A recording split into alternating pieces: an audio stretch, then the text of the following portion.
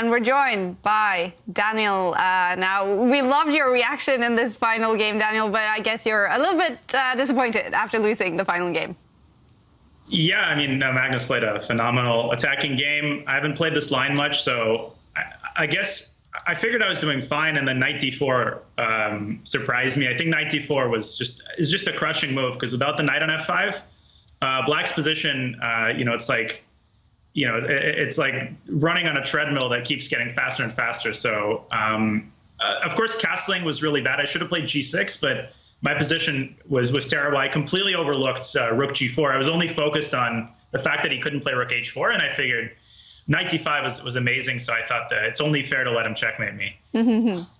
That is a cool thing to do for the sport. I don't think we actually have seen it, like that you're actually letting them get to the checkmate. So cool stuff there. And I want to ask you, because 2 draws, 1 win today, and also you had some tough matches. Geary was there, Aronian there, Magnus, of course. How happy are you with your performance overall on day 1?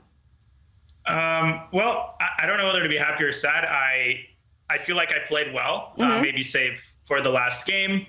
I was better winning in all 4 of my games. Game 1 was good. I was winning against a wonder, but he played really, really nicely in time pressure, so it was a well-deserved win. Then I was beating Levon right out of the opening, and I got too excited. I played too quickly, and I completely blundered this drawing idea. Then, of course, against Jordan, it was a crazy time scramble. At one point, I thought I botched. I was really, really happy to at least win 1 game. So I'm satisfied. At least I don't have 0 out of 5. And, this time control is pretty new for me. So hopefully by tomorrow, I'll make some adjustments and maybe start spending a little bit less time in the opening. Yeah.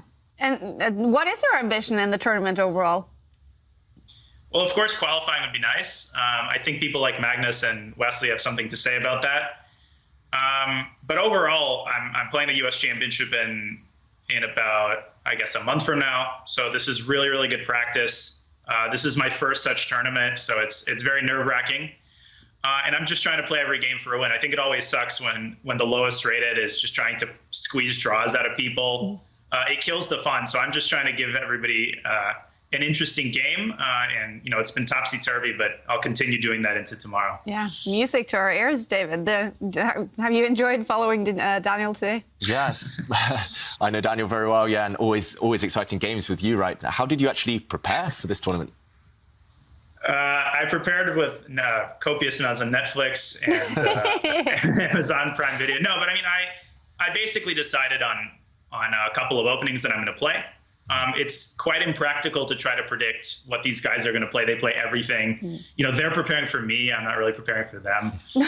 So my goal is just, I'm playing the King's Indian, trying to prove that it can survive at the top level. I've been okay so far, and just trying to keep a clear head, get a lot of sleep, all the usual cliches. Yeah. Are you enjoying it, though, playing in this tournament with a bunch of the top 10, top 20 players in the world? I'm having a blast. Of course, not when I draw winning positions. In the moment, it's emotional, but looking back, this is a great honor for me. And, let's be real, my chances to qualify are very, very slim, but that doesn't mean I'm not going to give it my best.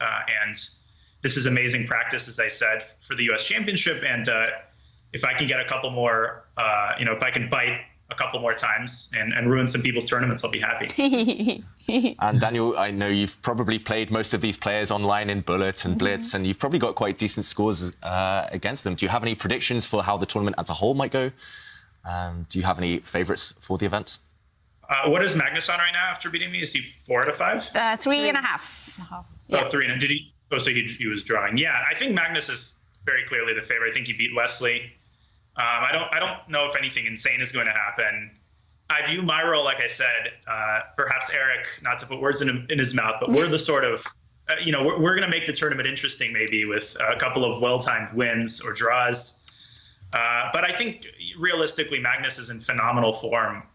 I could just feel while playing him that this guy is he's on a completely another level. It's insane. So I think he's back in business, and I honestly would have to give him my vote.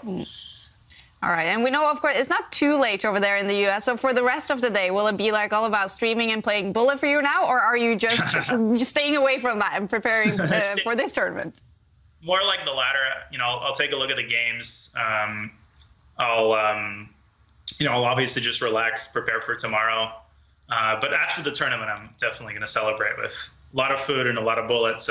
But that'll have to wait until the main bracket is over. Fantastic. We're loving the entertainment you're bringing to the tournament, Daniel. Thank you for joining us. And good luck tomorrow. Thank you. Thank you. It's an honor. Thank you so much for having me. Thank you.